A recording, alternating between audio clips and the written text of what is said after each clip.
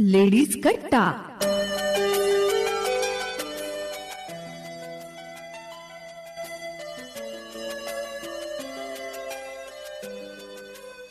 हाय, hello, सलाम, नमस्ते. मी आहे तुमची लाडकी आजी प्रियांका आणि मी पुन्हा घेऊन आले लेडीज कट्टा. वेल नाशिककर, मला माहिती तुम्ही सगळेजण माझी आतुरहून वाट बघत होता. मी पण तुमची सर्वांची आतुरहून वाट बघत होते. अँड वेलकम बॅक असं म्हणता येईल मला, कारण मी थोडासा ब्रेक नंतर पुन्हा बॅक आलेली आहे तुम्हा सर्वांना भेटायला. आणि आज आपल्यासोबत आहे सेलिब्रिटी कट्ट्यामध्ये मातृत्व दिन अर्थात मदर्स डे स्पेशल या एपिसोडमध्ये अनन्या दी. तर अनन्या दी आपला DMIT काउन्सिलर आहे, त्या the same time tech mind coach पण आहे, फॉर्मर चीफ मॅनेजर आहे कॅनरा बँकेच्या. तर Ananya di, welcome to my studio. Thank you so much Priyanka, and lots of love to all the mothers over here ज्या आपल्याला आत्ता ऐकत आहेत. त्यांना मनापासून नमस्कार आणि खूप खूप शुभेच्छा. ओके, तर पहिले तर मातृत्व दिनाच्या तुला पण हार्दिक शुभेच्छा. तू एक आई सुद्धा आहे. सो आपण स्टार्ट करूया आता. तर पहिला प्रश्न मला तुला एकच विचारायचं आहे की आता सगळीकडे जसं मी पण बोलते आहे की रिअल लाईफ जास्त झालेली, रियालिटी कुठेतरी व्हॅनिश होती. आणि त्याच्यामध्ये आपण जास्तीत जास्त जर तुम्ही बघितलं तर मदर्स आर लाईक, म्हणजे एखादी गावाकडची जरी महिला आहे, कमी शिकलेली असेल किंवा ती high so called sophisticated group मधली एखादी लेडी, सगळ्यांमध्ये एकच कॉमन आहे, they all are interested to make a reel किंवा टू सी अ रील. म्हणजे तुला बघायला आवडतं किंवा तुला ऐकायला आवडतं, म्हणजे या दोन केसेसमध्येच आहे. So what is that you want to say to all those mothers who are listening to you right now? Okay, so सर्वप्रथम प्रियांका, तुला आणि विश्वास रेडिओला 90.8 या चॅनलला माझे खूप खूप आभार आहेत की त्यांनी ही आज अपॉर्च्युनिटी दिली. आणि हा आजचा विषय जो आहे की मदर्स डे, आई, सो त्यासाठी सर्वप्रथम आपल्या सगळ्यांना हे मान्य केलं पाहिजे की आता काळ हा बदलत आहे आणि ह्या बदलत्या काळाबरोबर आई, तिची भूमिका, तिचे रोल्स आणि तिचे जे छंद आहेत, तिचा जो आत्मविश्वास आहे आणि तिची जी नवीन ओळख ती पटवून देत आहे, ही आपण सगळ्यांनी मान्य केली पाहिजे, एक्सेप्ट केली पाहिजे. पूर्वी जर का तू बघितलंस तर आई ही एक फक्त घरातच रमायची. ती सगळं घर आवरणं, खाणं पिणं करणं, म्हणजे फक्त घर आणि घर ह्याच्या भोवती ती फिरत होती. पण आजच्या ज्या स्त्रिया आहेत ह्या बाहेर पडल्या आहेत आणि त्याचबरोबर त्या सोशल मीडियाशी सुद्धा आता कनेक्टेड आहेत. त्या आपलं सोशल मीडिया रील्स हे फक्त एक मनोरंजन न असता मला असं वाटतं की ते एक त्यांना करिअरचा स्कोप आहे. येस येस येस, त्यांना आत्मनिर्भर करण्यासाठी तो एक आता माध्यम झालेला आहे. तर ह्या रील्समध्ये जर का आपल्या स्त्रिया असतील किंवा आपल्या आई असतील तर मला वाटतं त्या फार छान आहे. ते म्हणजे त्यांचं जे व्यक्त करत आहेत ते खूप छान आहे. आता पुढे अगर आपण जर का म्हटलं की ह्या रील्स करण्यामध्ये रील्सच्या मागे त्या आपलं आईत्व विसरत आहेत का, तर नक्कीच नाही. कारण स्त्री ही जेव्हा स्त्री जन्मतःच तिला खूप कॅपॅसिटी आहे, सक्षम आहे ती सगळ्या गोष्टींना करण्यासाठी. आणि दुसरा एक गैरसमज कुठेतरी मला जाणवतो की आई झालं की असं वाटतं की 24 तास तिने मुलांवरतीच फक्त लक्ष दिलं पाहिजे, तिचे दोन्ही डोळे, कान सगळं काही त्या मुलांकडे असलं पाहिजे. तर हा एक छोटा गैरसमज आहे की ती जेव्हा आई असते त्याचबरोबर ती एक व्यक्तीसुद्धा असते. आणि जेव्हा ती तिचं व्यक्ती पण जगते तेव्हा ती एक खरी आदरणीय आई बनते. आता फॉर एक्झाम्पल मी तुला सांगते, जर का एखादी स्त्री ही तिची स्वप्न आहेत आणि त्या स्वप्नांचा ती वेध घेत आहे म्हणा, किंवा तिचे ते गोल्स आहेत, जी तिची ध्येय आहेत, त्याच्यासाठी ती धडपड करते, उत्साहाने ती काम करते, 1 मैल जास्त रोज चालते, तर ती आपल्या मुलांना प्रेरणा देते. ॲब्सोल्युटली, खूप सुंदर. कारण तिची मुलं तिला बघतायत, कदाचित ती आज नाही दाखवणार ते, पण ती तिला कुठे ना कुठेतरी एक रोल मॉडेल म्हणून बघतायत किंवा एक त्यांना शिकण्यासाठी एक साधन आहे. ॲब्सोल्युटली खूप सुंदर असं तू मार्गदर्शन दिलेलं आहे की रील्स अँड रिअल लाईफचं जे खूप असं सुंदर पोर्ट्रे केलेलं आहे तू चित्र. सो अशाच गप्पा कंटिन्यू ठेवा कार्यक्रमाच्या दुसऱ्या सेगमेंटमध्ये. तोपर्यंत स्टे ट्यून ऑन रेडिओ विश्वास 90.8, तुमचं सगळं तुमचा आवाज.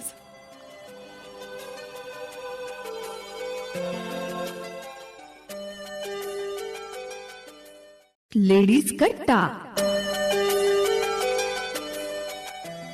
Welcome back Nashik. मी आहे प्रियांका आणि तुम्ही ऐकता तुमच्या आणि फक्त तुमच्या लाडक्या प्रियांकाला ओनली ऑन रेडिओ विश्वास 90.8, तुमचं सगळं तुमचा आवाज. वेल नाशिककर, आपण बोलत होतो DMIT काउन्सिलर आणि माइंड कोच अनन्या दी यांच्याशी. तर अनन्या दी, आय एम सो सॉरी, पहिल्या सेगमेंटमध्ये आपलं कमर्शियल आलं होतं त्यामुळे मला थांबावं लागलं तुला, पण तो एक शेवटचा पॉईंट तू काहीतरी बोलत होती, प्लीज ही तू गुज साधून दे माझ्या महिलांशी, महिला सख्यांशी प्लीज.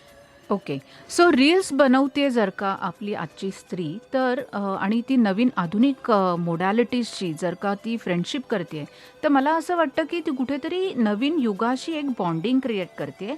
आणि ते फार गरजेचं आहे की जेव्हा आपण आपल्या मुलांकडनं काहीतरी शिकतो ना, तेव्हा त्यांना त्याचा आणखीन आपला आदर वाढतो त्यांच्या मनात, की आपली आईसुद्धा नवीन ह्याच्यामध्ये फक्त पारंपरिक गोष्टी नाही सांगत आहे, तर ती समतोल राखते आहे.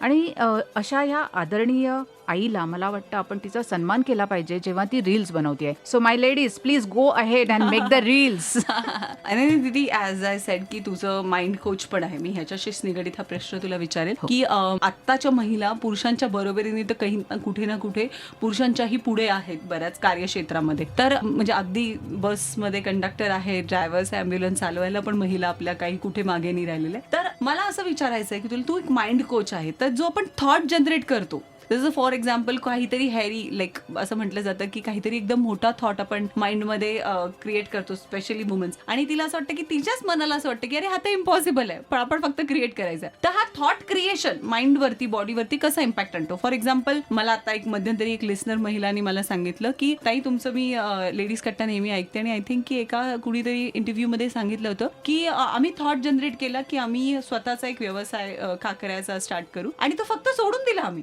आणि ऑल ऑफ सडन आम्हाला असं सगळे कॉन्सिक्वेन्स. गुजराती महिला होती अर्थात, शी इज तर तिने ऑल ऑफ सडन तिला छोट्याशा दुकानापासून स्टार्टअप मिळालं, and now she is like booming in industry like anything. तर तो फक्त थॉट तिने क्रिएट केला, म्हणजे करून सोडून दिला असं तिचं मत आहे, पण ऑटोमॅटिकली सगळ्या गोष्टी तिच्या फेवरमध्ये गेल्या. तर याविषयी तू काय म्हणशील? कारण तू माइंड कोच आहे म्हणून विचारलं.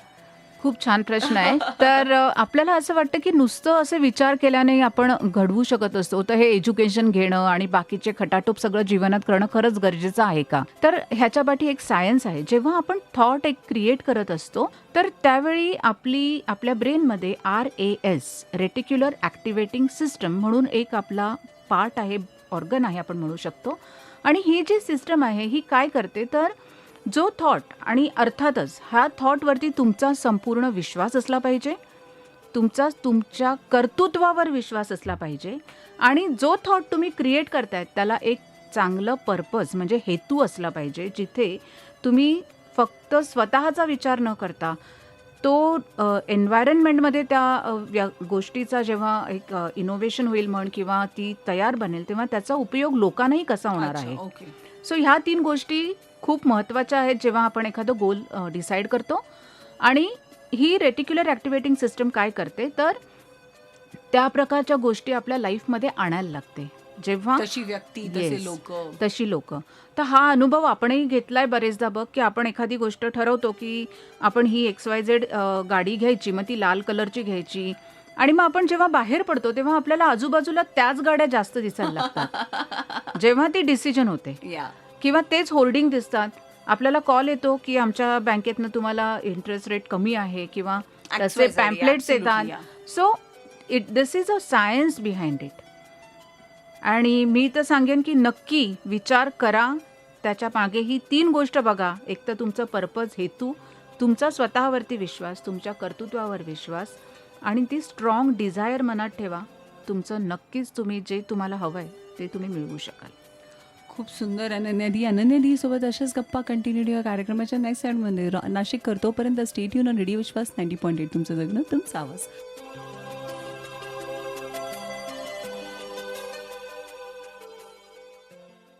लेडीज कट्टा. Welcome back Nashik. मी आहे प्रियंका, आणि तुम्ही ऐकता तुमच्या आणि फक्त तुमच्या लाडक्या प्रियांकाला अर्ली रेडिओ श्वास 90.8 तुमचं जगणं तुमचा आवाज. वेल, आपल्या स्टुडिओमध्ये mind coach Ananyadi. Okay Ananyadi, आता तर it's a very important day, mother's day आपण सेलिब्रेट करतो आपल्या रेडिओ विश्वासच्या ह्या प्लॅटफॉर्मवरती. आणि I just want to ask you a very important question की परफेक्ट मदर हा कॉन्सेप्ट काय, परफेक्ट आई हा कॉन्सेप्ट नेमकं काय? तर आई ही मी तर म्हणेन ना की ती भावना आहे, त्यामुळे ते परफेक्शन.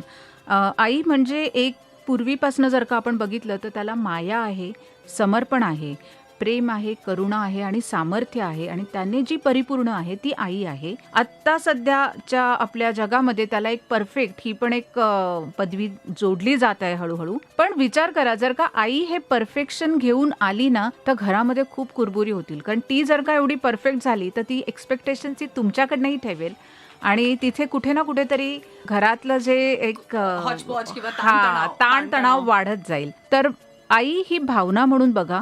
आणि सगळ्यात महत्त्वाचं, जर का आई परफेक्ट झाली आणि त्या परफेक्शनसाठी जर का तिने खूप खटाटोप केला, जिथे तिला शारीरिक तणाव होतोय, तिची चिडचिड होतीये, तिला स्वतःसाठी वेळ मिळत नाहीये आणि ह्या सगळ्या गोष्टींमध्ये जी भावना निर्माण झाली आहे की कुठेतरी मी कमी पडतेय, मी काहीतरी करू शकत नाही आहे किंवा मला मुलांना वेळ देता येत नाही आहे, अशा जर का तिच्या मनात भावना आल्या ना, तर जसं मी माइंड कोच आहे तर एनर्जी हा माझा खूप महत्त्वाचा टॉपिक आहे.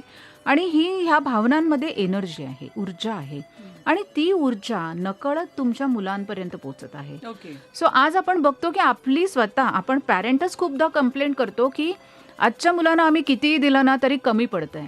पण मग ते कुठून तरी तो कमीपणाचा भाव मी माझ्याकडनं देत आहे त्यांना, इनडायरेक्टली, अनइंटेन्शनली. तो बोलून नाही व्यक्त होत आहे, तो फक्त माझ्या आतल्या मनोगतातनं त्यांना जातो. सो म्हणून त्या परफेक्ट आईच्या कॉन्सेप्टमधनं आपण बाहेर पडूया. दुसरी गोष्ट की आई आणि मूल हे जर का एक आपण नातं बघितलं ना, तर ते चुकांमध्येही प्रेम. म्हणजे जर का आपण काही चूक केली ॲज अ चाइल्ड, तर आई आपल्याला बरेचदा सांगते की आज ना मी तुला जेवणच नाही देणार आहे. पण जेव्हा तो 12चा ठोका वाजतो ना, तेव्हा पहिलं ताट आपलं रेडी झालेलं असतं. म्हणजे तिच्याकडे करुणाभावाने भरलेली ती मूर्ती आहे की तुम्ही कितीही चुका करा, पण ती डिसिप्लिनसाठी तुम्हाला XYZ गोष्ट सांगेल, पण ती तुम्हाला दुरावू शकत नाही. आणि तो करुणाभाव आहे ना, तो मला असं वाटतं की मुलांनी सुद्धा आईकडे ठेवला पाहिजे. की एखादी गोष्ट जर का आजच्या धावपळीच्या ह्याच्यामध्ये विविध क्षेत्रांमध्ये ती पुढे येत असताना जर का काही उणीव असेल, तर त्याला चुकांमध्येही प्रेम म्हणून एक मिठी मारली पाहिजे आपल्या आईला आपण. काय क्या बात आहे. अनन्या दीदी खूप सुंदर मार्गदर्शन दिलं. अनन्या दीदींसोबत अशाच गप्पा कंटिन्यू ठेवूया कार्यक्रमाच्या नेक्स्ट सेगमेंटमध्ये. तोपर्यंत स्टे ट्यून ऑन रेडिओ विश्वास 90.8. तुमचं जगणं तुमचा आवाज.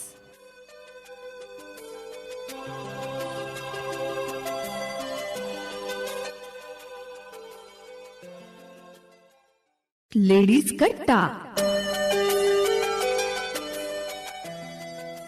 Welcome back Nashik. मी आहे प्रियंका आणि तुम्ही ऐकता तुमच्या आणि फक्त तुमच्या लाडक्या प्रियांकाला ओनली ऑन रेडिओ विश्वास 90.8. तुमचं जगणं तुमचा आवाज. वेल नाशिककर, आपण बोलत आहोत मदर्स डे स्पेशल या एपिसोडमध्ये अनन्या दीदींसोबत जे आहेत mind coach. So very important आहे की माइंड कोचची आज आपण आपल्या स्टुडिओमध्ये हे दिवस साधतोय. सो अनन्या दीदी, आपण मदर्स डे मध्ये बरंच काही बोललेलो आहोत, वेगवेगळ्या कॉन्सेप्टवरती आपण बोललेलो आहोत. पण the most important thing is की 2 आया एका घरामध्ये, म्हणजे 2 तलवारी एका म्यानीमध्ये असतात आणि मग त्या राहतच नाही, कारण तो विचारांची एक कुस्ती असते असं म्हणता येईल. तर फॉर ती कुस्ती म्हणजे काय, सासू आणि सून दोघी आया असतात अँड त्याच्यामध्ये सँडविच होतो त्या मुलाचा, म्हणजे अर्थात त्या नवऱ्याचा. सो ह्या केसमध्ये तू काय म्हणशील? कारण बेसिकली आई कधी चुकीची नाही असू शकतं असं मुलाला वाटतं, त्यामुळे तो तिला सपोर्ट केलं नाही तर आणि बायकोला सपोर्ट केलं तो सेल्फिश वाटतो जगाला.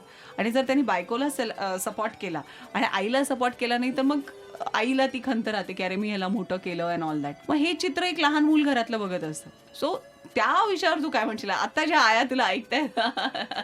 सो जर का तू बघितलंस ना प्रियांका, आता व्यक्ती ही एकच आहे, फक्त त्यांचे किरदार, भूमिका आहेत त्या 2 वेगळ्या आहेत. एक तिचं व्यक्तिमत्व आहे, ते आहे, भूमिका आहे ती आईची आहे, जे घडवते, जोपासते, बनवते. आणि आता जेव्हा सून येते तेव्हा जेव्हा तिचं जे व्यक्तिमत्व बनतं किंवा तिची भूमिका जी सासूची बनते, तर त्याच्यामध्ये ती थोडंसं जर का एखाद्या स्त्रीने एक एज्युकेशन, मी म्हणेन की आपण जसं ते सासूचं पद घेतो त्या पदाबरोबर एक एज्युकेशन हे घेतलं पाहिजे की स्वीकारायला शिकलं पाहिजे, एक्सेप्टन्स. कारण नवीन येणारी व्यक्ती हिला जर का आपण अंडरस्टँडिंग दिलं, सामंजस्य दिलं आणि स्वीकारलं, तर मला नाही वाटत की त्यात मग खूप काही तिला ते कठीण जाईल किंवा ते घरासाठी कठीण असेल. कारण आई ह्या शब्दात, जसं आपल्याला जन्म देताना जेव्हा पूर्वी दाई असायच्या, तर त्या दाईला सुद्धा दाई मा म्हटलं जायचं. ती फक्त एक मदत करायची की त्या आपला जन्म, बाळाचा जन्म करण्यासाठी एक सपोर्ट करायला ती असायची, पण तरीसुद्धा तिला दाईमा म्हटलं जातं. तर त्याचप्रमाणे जर का सासूने थोडं सामंजस्य दाखवलं आणि येणाऱ्या सुनेने सुद्धा, कारण ती भावी आई आहे, पुढे जाऊन तीही आईच होणार आहे, तर तिने सुद्धा जर का आपल्या आईप्रमाणेच आपल्या सासूकडे बघितलं तर खूप गोष्टी ह्या सोप्या होतील. आता हा जो बेसिकली हाईप आहे ना, हा आपला मी तर म्हणेन की समाजाने केलेला आहे, की खूपदा समाजातनं की नाही सासू आणि सून म्हणजे ते खटकलंच पाहिजे किंवा सासू ही अशीच असते. ह्या सगळ्या एक रूढी आहेत. दोघींनी सोबत हां. रूढीच आहेत म्हणजे त्या. येस. सो त्या रूढींना आपण जर का पार करून एक व्यक्ती म्हणून बघितलं तर खूप छान घरामध्ये सुसंवाद होतील आणि छान ॲटमॉस्फिअर घरामध्ये निर्माण होईल. तर ज्या सासू होणार आहेत त्यांना एकच मी सांगू इच्छिते की सामंजस्य आणि एक्सेप्टन्स स्वीकारणं हे थोडंसं जर का आपण जास्त जागरूकतेने केलं आणि त्याचप्रमाणे येणाऱ्या घरात मुलीने जर का जी सून म्हणून येत आहे तिने एक आपलेपणा ह्या दृष्टीने जर का सासूकडे बघितलं तर मस्त छान आरामात होतील गोष्टी. क्या बात आहे अनन्या दीदी. अनन्या दीदींसोबत अशाच गप्पा कंटिन्यू ठेवूया कार्यक्रमाच्या लास्ट सेगमेंटमध्ये नाशिक कर. तोपर्यंत स्टे ट्यून ऑन रेडिओ विश्वास 90.8 तुमच्या सगळ्यात तुमचा आवाज.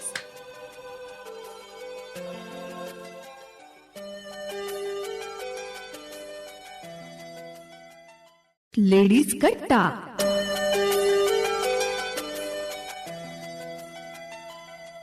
Welcome back Nashik. मी आहे प्रियंका आणि तुम्ही ऐकत आहे तुमच्या आणि फक्त तुमच्या लाडकी प्रियंकाला ओनली रेडिओ शॉस 90.8 तुमचा सगळ्यात तुमचा आवाज. वेल आपण बोलत आहोत माइंड कोच अनन्या दीदी सोबत. अँड अनन्या दीदी आपण लास्ट सेगमेंटमध्ये आहोत कार्यक्रमाच्या. सो माझा प्रश्न तुला आता शेवटचाच असणार आहे हा या सेगमेंटचा, अर्थात मदर्स डे स्पेशल या एपिसोड मधला, की तू एक स्वतः आई आहे. You are a mother of 2 kids. I can say की ते किड्स जे ते वाढलेली मुलं आहेत, ते लहान राहिलेली बेबी, बट स्टील तुझा एक आयुष्याचा अनुभव, इतक्या लोकांना तू कनेक्टेड आहे, इतक्या लोकांचं आयुष्यामध्ये तुझ्या विचारांनी एक उजेड आलेला आहे आणि आपले विचारच उजेड आणू शकतात अंधारलेल्या गोष्टींनी. म्हणजे शिक्षणच नाही नुसतं, म्हणजे न शिकलेली लोक परवडले की ज्यांना सगळं माहिती असून त्याच्यावरती ते काही अंमलबजावणी करत नाही. तर तू ज्या विचारांनी, तुझ्या नॉलेजनी, तुझ्या एक्सपिरियन्सनी जे उजेड तू लोकांच्या आयुष्यात आणलेले ते अनबायस्ड वेनी, जेंडर न विचार करता तरी स्टील. बट आता मला असं सांगायचं की त्या विचारानं तुला फक्त मदर्सला काय मेसेज द्यायचा, ऑल दोज मदर्स जे आता सध्या तुला ऐकतात त्यांना, स्पेशली मदर्सला फक्त.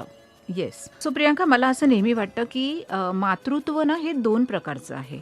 सो एक आहे ते बायोलॉजिकल मदर आहे आणि जन्म न देताही बऱ्याचदा स्त्री ही आईची भूमिका सामर्थ्याने निभावते, कारण आई ही एक भावना आहे, ही एक शक्ती आहे.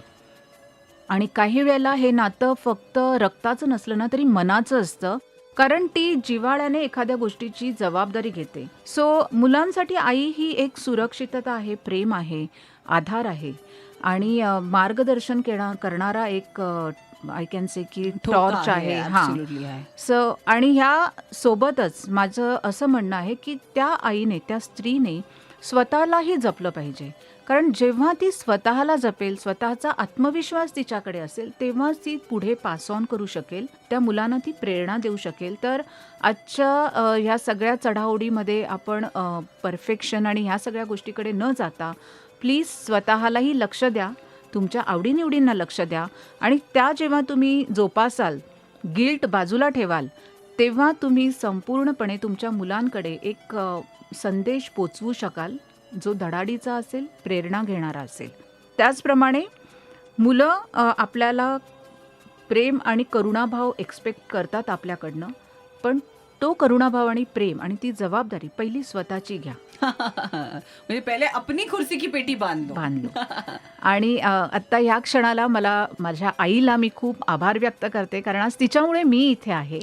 आणि त्याचप्रमाणे माझ्या 2 मुलांनाही मला आठवण आली फटकन त्यांची, कारण त्यांनी मला सिलेक्ट केलं म्हणून मला हे मातृत्व मिळालंय. सो हे मातृत्व हे एक आई हे खूप एक गिव्ह अँड टेक आहे आणि एक्सपिरियन्स आहे. एक्सपिरियन्समधनं आपण खूप शिकत असतो.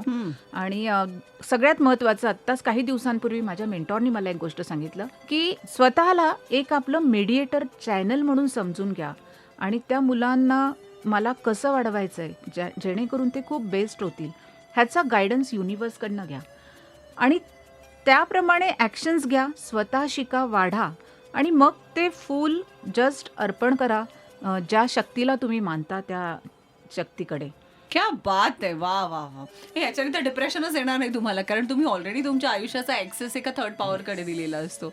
खूप सुंदर अनन्या दीदी, आणि तुम्ही खूप सुंदर असं मार्गदर्शन दिलेलं आहे. अँड आय थिंक की ह्या मार्गदर्शनाने येणाऱ्या भाव्या पिढीला, म्हणजे ज्या ऍक्च्युली मॉम बनण्याच्या प्रोसेसमध्ये आहेत, आई बनण्याच्या तयारीत आहेत, त्यांना पण खूप सुंदर गायडन्स दिलेला आहे तू. आणि मला असं वाटतं की आपण गर्भसंस्कार घेतो. तुझे ह्या विचारांचाही संस्कार त्यांच्यावरती खूप सुंदर पडणार आहे. तर अनन्या दीदींना आपण असं सोडणार आहोत. नेक्स्ट वेडनेसडे मी पुन्हा तुला इन्व्हाइट करणार आहे नवीन टॉपिक सोबत माझ्या स्टुडिओमध्ये. तोपर्यंत stay tune on radio show 90.8 तुमचं सगळं, तुमचा आवाज. Happy mother's day to you all. आणि सलाम टू सगळ्या मदर्सना ज्या आज इथे ऐकत आहेत आणि नंतरही ऐकणार आहेत. चलो, stay tune on radio show 90.8 तुमचं सगळं, तुमचा आवाज.